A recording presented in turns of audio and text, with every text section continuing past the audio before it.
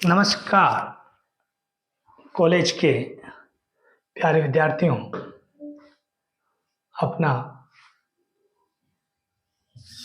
एक टॉपिक चल रहा है chemical reaction 9 number unit first paper के आरटीसी असिस्टेंट प्रोफेसर। और दिन प्रतिदिन लोग जुड़ते जा रहे हैं, लेकिन अभी भी ज़्यादा लोग नहीं जुड़े हुए हैं। लगभग 6-7 हज़ार लोग पेपर देते हैं। अपन लोग कम लोगों से जुड़े हुए हैं। आप लोग कोशिश करें उन ज़्यादा से ज़्यादा लोगों के पास पहुंच सके। आज जो हमारी रिएक्शन है वो एल्डोल हो गई, बेंजोइन हो गई, केनिजारो हो गई, पर्किन हो गई, स्टोबे हो गई, डिकमान कंडेंसेशन हो गई, पिनाकोल पिनाकोलेन हो गई, विटिंग हो गई, बेयर विगलर हो गई, हॉफमान हो गई। स्मिथ रिएक्शन है आज। कौन सी रिएक्शन है? Smith reaction. स्मिथ रिएक्शन देखो बेटा, वही अपना तरीका पढ़ाने का। स्मिथ रिएक्शन ये कभी भी आ जाता नहीं, कार्बोक्सिलिक एसिड कैसा भी, और ये हाइड्रोजोइक एसिड होना चाहिए। हाइड्रोजोइक एसिड, हीट हो, कुछ और चीजें हो, कुछ भी हो, लाइट हो, तो हमारी स्मिथ रिएक्शन होती है। स्मिथ रिएक्शन में वही अमीन्स बनेगा। जैसे आपसे कोई पूछे ये दिया हुआ हो आपको और यहां पे लिखा हुआ हो Pr2NaOH, फिर लिखा हुआ हो N3H और फिर तीसरा लिखा हुआ हो हीट, तो दोनों रिएक्शन एक में हो जाएगी और जो फाइनल प्रोडक्ट बनेगा वो प्रोडक्ट बनेगा अमीन्स। तो ये जो स्मिथ रिएक्शन है वो कार्बोक्सिलिक एसिड और हाइड्रोजोइक एसिड के मिक्स होने से बनता है। मैं आपको एक चीज सिखा देता हूं आज से। चीज क्या बेटा? आपकी लाइफ में कभी भी ऐसा आ जाता है N2, कभी ऐसे आ जाता है मान लीजिए N3, कभी ऐसे आ जाता है N2। तो अभी फिल्म वो एक गायक कलाकार है जानी, वो हमेशा करता है हर गाने में जानी। तो आप ये समझिए N2 जब भी आएगी तो N2 तो जानी जानी है, N2 तो जाएगी ही जाएगी। इसमें N3 आ जाएगा तो भी N2 तो जानी जानी है। ये आ जाएगा तो N2 तो जानी जानी है। सर क्या कह रहे हो, हमें समझ में नहीं आ रहा। समझने की कोशिश करो प्यारे। क्या कोशिश ये करो कि हमेशा आपका ये जो N2 आएगा, N2 कंपोनेंट, ये नहीं है ऐसा, यदि ये आएगा N2 तो ये जाना ही जाना है। लाइट की प्रेजेंस में नाइट्रीन बनती है, मैंने अभी पढ़ाई नहीं है आपको इंटरमीडिएट्स, कार्बिन बनती है वो पढ़ाऊंगा। तो N3 आएगा तो N2 जाएगी और N2 है तो N2 तो जानी ही जानी है। डाइएजोनियम पढ़ेंगे तब भी N2 तो जानी ही जानी। कभी भी आपकी लाइफ में ऑर्गेनिक मॉलिक्यूल में 2 जगह N2 दिया हुआ है तो जाना ही जाना है। ठीक है, तो हमारी रिएक्शन चल रही थी स्मिथ रिएक्शन। थोड़ा सा कोशिश करें समझने की। आप लोग थोड़ा सा समझे। ये कोई कार्बोक्सिलिक एसिड है, ये आपका हाइड्रोजोइक एसिड है। यहां से क्या चला जाएगा, क्या चला जाएगा गुरु? वाटर चला जाएगा N3। अब N3 आ गया तो N3 तो जाना ही जाना है, N3 में से N2 जानी जानी है, तो क्या बन रहा है? नाइट्रीन बन रहा है। नाइट्रीन इंटरमीडिएट यदि बन गया आपकी लाइफ में तो फिर आप मिक्स बनाना जानते हो। कल वाला वीडियो आपने देखा होगा, ये यहाँ पर हमारा गुन्नू गुलटी खा रहा है, छोटे बच्चे खाते ना वैसे। तो ये क्या हो जाएगा, NCO, ये इधर आ जाएगा, कहने का मतलब है CO और ये हो जाएगा। अब कल बताया था वाटर दो तरह से टूटता है, एक स्टाइलिश, हमारे यहाँ पे स्टाइलिश टूटता है ऐसे। तो यहाँ पे ये बन गया आपका क्या, अमीन्स। प्लीज ध्यान दीजिए, कार्बोक्सिलिक एसिड हाइड्रोजोइक एसिड आ जाता है तो अमीन्स बनेगा, स्मिथ रिएक्शन होगी। तो कोशिश करें थोड़े से कंपाउंड बनाएं।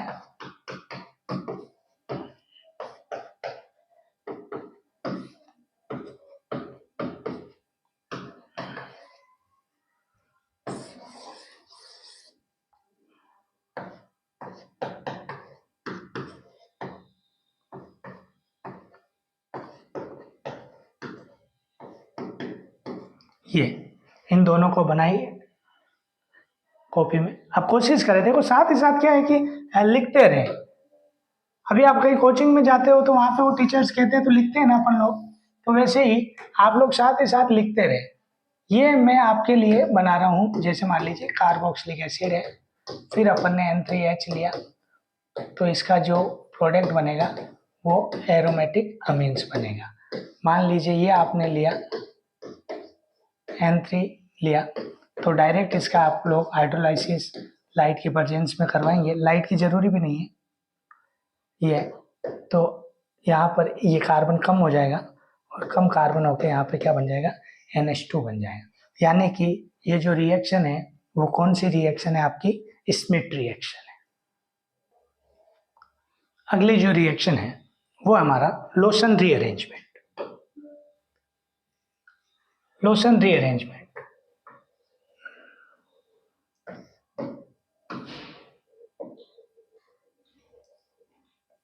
देखो बेटा लोशन रीअरेंजमेंट ये सारे जो है ना अपन कर रहे हैं, हाफमान कर लिया, बेकमान कर लिया, बेकमान नहीं क्या, स्मिथ कर ली। अब जो ये लोशन रीअरेंजमेंट है ये सब नाइट्रोजन डेफिशिएंट सेंटर पे, मतलब नाइट्रोजन इसमें इन्वॉल्व हो रहा है, इसमें सब में मिक बन रहा है। तो लोशन रीएजेंट में क्या होता है बेटा, अमाइड होगा, लेकिन N सब्स्टिट्यूट्स अमाइड होगा, अमाइड होगा लेकिन N सब्स्टिट्यूट अमाइड होगा, अमाइड होगा N सब्स्टिट्यूट अमाइड होगा। ये सारे अमाइड एसिड में या बेस में रिएक्शन करके मिक इंटरमीडिएट के थ्रू आउट आपका प्राइमरी अमीन बनाते हैं, अमीन, प्राइमरी अमीन, और ये भी अमीन। ये तीनों लोग यहां से जाने वाले, ये OH, ये लोशन रीअरेंजमेंट। तो लोशन रीअरेंजमेंट में क्या चाहिए आपको, N सब्स्टिट्यूट अमाइड। तो हाफमान में क्या था बताओ, अमाइड था, मिक बनता था, नाइट्रीन इंटरमीडिएट होती थी। अभी आपने कार्बोक्सिलिक एसिड और स्मिथ लिया, स्मिथ में हाइड्रोजोइक एसिड दो। अब जो अपन तीसरा कर रहे हैं वो कर रहे हैं लोशन रीअरेंजमेंट। लोशन रीअरेंजमेंट का नॉर्मल चीज तो ये हो गई, एक बार और आपको समझा देता हूं कि लोशन रीअरेंजमेंट क्या कहता है। लोशन रीअरेंजमेंट कहता है when N substitute of amide in presence of H plus it form the amine after hydrolysis. This reaction is Lawson rearrangement. In this reaction मिक also form, यहाँ पर मिथाइल आइसोसाइनेट बनेगा। देखते हैं बेटा, आओ इधर, ये है मान लीजिए अमाइड का N सब्स्टिट्यूट डेरिवेटिव। क्लियर, मान लेते हैं आपने एसिड मीडियम में रिएक्शन करवाई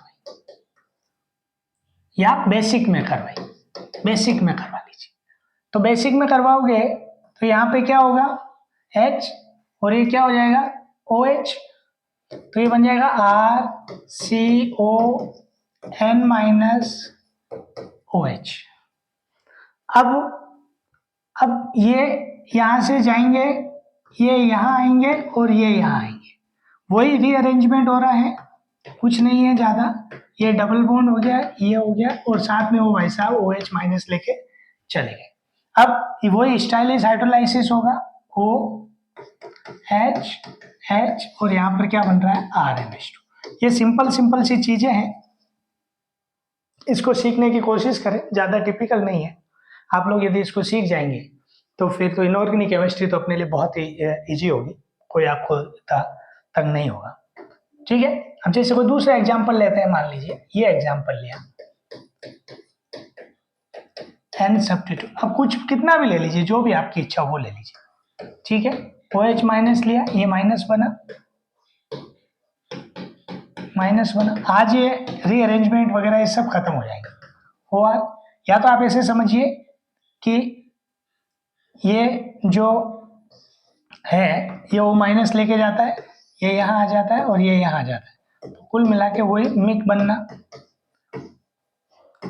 बन रहा है, किसी भी एक सेंटर से जोड़ लीजिए। स्टाइलिश हाइड्रोलाइसिस, अपने यहाँ पर स्टाइलिश हाइड्रोलाइसिस बहुत होता है।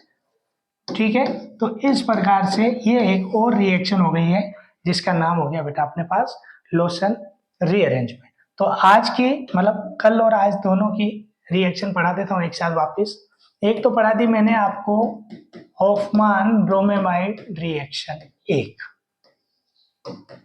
आप तो रिएजेंट देखते ही आंसर करोगे, देख लेना, रिएक्शन देखते ही carboxylic acid hydrazoic acid Schmidt an substitute in presence of acid or base it is Lawson rearrangement। अब एक बचा है आपका फ्रिस रीअरेंजमेंट और एक बचा हुआ आपका ये बेकमान रीअरेंजमेंट। फ्रिस रीअरेंजमेंट आपके लिए कर देते हैं। फ्रिस रीअरेंजमेंट ये होता है फ्रिस रीअरेंजमेंट। क्या है साहब, एस्टर है, एरोमेटिक एस्टर है, AlCl3 की प्रेजेंस में रिएक्शन होती है। किसकी प्रेजेंस में? AlCl3 की प्रेजेंस में रिएक्शन होती है। ये H वहां चला जाता है और कुछ नहीं होता। एक बच्चा कह रहा है मैकेनिज्म बताओ, जिसमें मैकेनिज्म आएगी उसमें हमने बता दी है, जिसमें नहीं आएगी उसमें सीधा आपसे पूछेगा ये कौन सी रिएक्शन है, तो इट कॉल फ्रिस रीअरेंजमेंट। यदि आपसे कोई और पूछे कि सर पैरा पे कुछ जुड़ा हुआ है तो ऑर्थो पे कर दे भाई, पैरा पे कुछ जुड़ा हुआ है तो ये अरेंजमेंट कहाँ कर दे, ऑर्थो पे कर दे, और ऑर्थो और पैरा दोनों ही ऑक्यूपाई है तो फिर फ्रिस रीअरेंजमेंट पॉसिबल नहीं होगा, फिर आपका फ्रिस रीअरेंजमेंट पॉसिबल नहीं होगा। ठीक है, तो इस प्रकार से आपको क्या करना है, इसका फ्रिस रीअरेंजमेंट करवाना है। ठीक है सर, तो फ्रिस रीअरेंजमेंट भी ज़्यादा नहीं था। फ्रिस रीअरेंजमेंट क्या था वापस सिखा देता हूँ कि सर कोई भी एरोमेटिक एस्टर जो है रिएक्शन करता है AlCl3 की प्रेजेंस में, तो हमारा पैरा पे क्या बना रहा है, ये बना रहा है, माइग्रेटरी ग्रुप ये है, बाकी है। ठीक है, तो इस प्रकार से आपको ये सारी चीजें समझ में आ रही है। यदि आपको समझ में आती है तो मेन चीज आपको डिकमान, स्टोबे और क्लेजन तो है नहीं अभी, डिकमान, स्टोबे, कैनिजारो, बेंजोइल, एल्डोल, ये सारी लगभग 10-12 रिएक्शन हो गई है। अब दो एक रिएक्शन रही है, एक तो मेरे हिसाब से MPV रिएक्शन रही है, मीरविन पेंड्रोफ वर्ली रिडक्शन, और एक ये जो है बेकमान रीअरेंजमेंट रहा है। तो ये दोनों रिएक्शनें भी अभी अपन कर। अब हम लोग MPV रिडक्शन पढ़ लेते हैं, मीरविन पेंड्रोफ वर्ली रिडक्शन। देखिए पहले तो आपको इसमें समझ में आना चाहिए कि एक आपका कीटोन होगा, कितना भी बड़ा कीटोन हो सकता है, जितनी मर्जी पड़े आपकी, उसी के लिए दिया गया है। एक आपका आइसोप्रोपाइल एल्कोहल होगा, ये इंपॉर्टेंट है, आइसोप्रोपाइल एल्कोहल, वैसे भी लिख सकता है हाँ बैठे रहेंगे रिएक्शन में। ये क्या हो गया, आइसोप्रोपाइल एल्कोहल किसकी प्रेजेंस में, एल्यूमिनियम एल्कोऑक्साइड की प्रेजेंस में, किसकी, एल्यूमिनियम एल्कोऑक्साइड की प्रेजेंस में क्या होगा, रिडक्शन होगा कीटोन का, कितना भी बड़ा कीटोन हो वो एल्कोहल में कन्वर्ट हो जाएगा, और जो आपका आइसोप्रोपाइल है वो एसीटोन में कन्वर्ट। बस इतना सा याद रखना है, इसकी मैकेनिज्म में से कुछ भी नहीं पूछेगा, कुछ भी नहीं पूछेगा, ठीक है। तो हो सकता है आपको ये लिखा हुआ दे दे वो,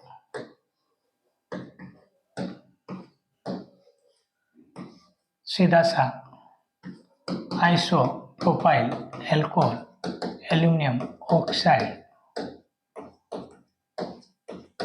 बच्चा बैठा रहे कि क्या करूं, तो आपको क्या करना है, कीटोन का रिडक्शन होना है इसमें, ये एक चीज है। तो ये जो रिडक्शन था वो किसका था, एमपीवी था। ये अपने शॉर्ट नोट्स हैं, जितने कम से कम कर सकते हैं वो अपन ने बनाए हुए हैं। आप लोग कोशिश करें कि इनको सीखें। आइसोप्रोपाइल एल्कोहल किसकी प्रेजेंस में, एल्यूमिनियम एल्कोऑक्साइड की प्रेजेंस में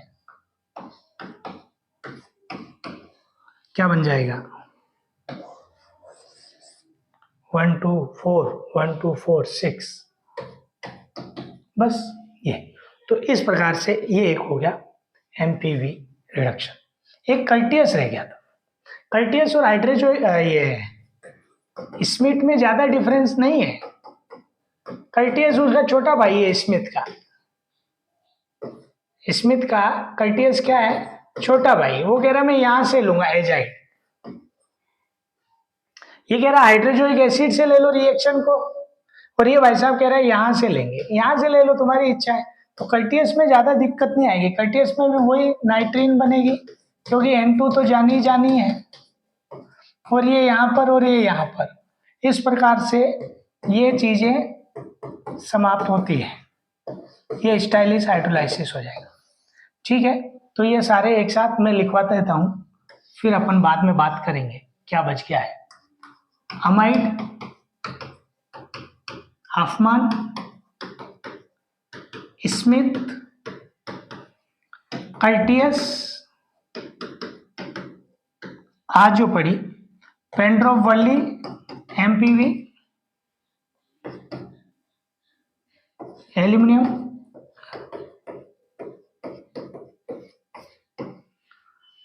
और कौन सी रिएक्शन पड़ी थी, ये 3 4 रिएक्शन पड़ी। ये तो हॉफमान कल पढ़ ली थी, ये स्मिथ, ये कल्टियस, और ये एक और पड़ी थी लोशन रीअरेंजमेंट। लोशन रीअरेंजमेंट क्या था, एन सब्स्टिट्यूट का जो था, ये सब ये चारों जो है ना 1 2 3 और ये 4th, ये सब प्राइमरी अमीन बनती है, थ्रू आउट मिक बनती है, और एक कार्बन इनमें क्या होता है, कम होता है। लोशन रीअरेंजमेंट में कीटोन का क्या होता है, रिडक्शन होता है। इन सब की मैकेनिज्म सिखाई थी ये। अब मेरे हिसाब से 2 चीजें और बच गई है, एक तो रिफॉर्मेस्ट की रिएक्शन बच गई है, और एक बेकमान रीअरेंजमेंट बच गई। फ्रिश, हाँ एक फ्रिश भी करवाया था, एक क्या करवाया था आपको अभी इसमें, फ्रिश करवाया था, फ्रिश रीअरेंजमेंट ये भी आया था, ये भी आया था AlCl3 की प्रेजेंस में। पिछले साल के पेपर में जो 2020 का हुआ था, आपने देखा होगा, कुछ बच्चों ने दिया होगा, तो उसमें भी ये पेपर में आया था। तो इस प्रकार से आपकी ये रिएक्शन मैकेनिज्म का पोर्शन समाप्त होता है। अब इसमें रिएक्शन मैकेनिज्म वाले जो ये पार्ट है, इसमें मैं अब जो आपके शुरू करूंगा वो पोर्शन शुरू करेंगे फर्स्ट पेपर में। फर्स्ट पेपर में एक तो हम लोग ये करेंगे ग्रीन केमिस्ट्री, एक एनवायरमेंटल केमिस्ट्री, क्योंकि इसमें बच्चे कंफ्यूज होते हैं, water pollutant, BOD, COD, soil profile और ये सब। फिर इनऑर्गेनिक भी शुरू कर देंगे जल्दी से ही। तो मेन चीज़ ये थी, 9 और 11 दोनों यूनिट अपने एक साथ कंप्लीट हो रही है, सेकेंड पेपर भी शुरू करेंगे। बस मैं आपसे ये कहूँगा कि ये जो चैनल है अपना केमिस्ट्री वाला जोधपुर से, दोस्तों इसको सब्सक्राइब करवाओ, अपने जितने भी दोस्त हैं, ग्रुप हैं, उनमें भिजवाओ, जिससे कि ज़्यादा से ज़्यादा लोगों तक अपन पहुंच सके। उसके बाद अपन सेकंड ग्रेड का भी, फर्स्ट ग्रेड का भी बेच शुरू करेंगे, लेकिन अभी पहला टारगेट है कि असिस्टेंट प्रोफेसर के लिए इसको शुरू करें। मैंने 2-3 इंस्टीट्यूट वालों के नाम नहीं लूँगा, सुना है, बोले सारे हमारे यहाँ से सेलेक्ट होते हैं। तो प्लीज़ आप यदि सेलेक्ट होना चाहते हैं तो साथ आइए, अच्छी मेहनत करते हैं। कोई सजेशन हो तो आप लोग ज़रूर बताएं। ठीक है, एक नया लोगो इस बार हुआ है, इस बार उस बार आपको असिस्टेंट प्रोफेसर बना के ही छोड़ेंगे। Thank you.